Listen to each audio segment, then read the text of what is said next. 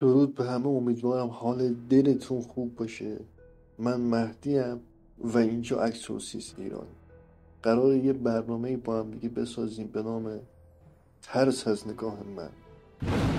اینجا قراره از چیزایی حرف بزنیم که همیشه یه گوشه ذهنمون بودن ولی هیچ وقت راحت نتونستیم دربارهشون صحبت کنیم.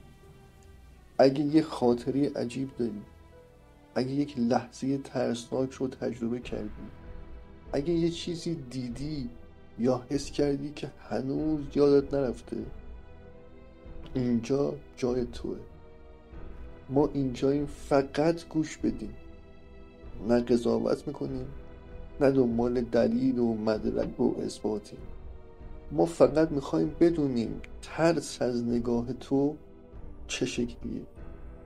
هر پنجشنبه ساعت 12 شب یک قسمت جدید منتشر میکنیم، دقیقا همون ساعتی که سکوت بلندترین صدا رو داره.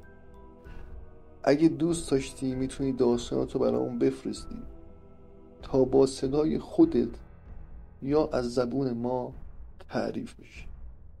یه شروع ساده برای یه مسیر واقعی.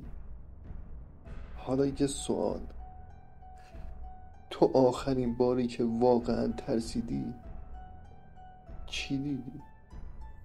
چی شنیدی؟ چی حس کردی؟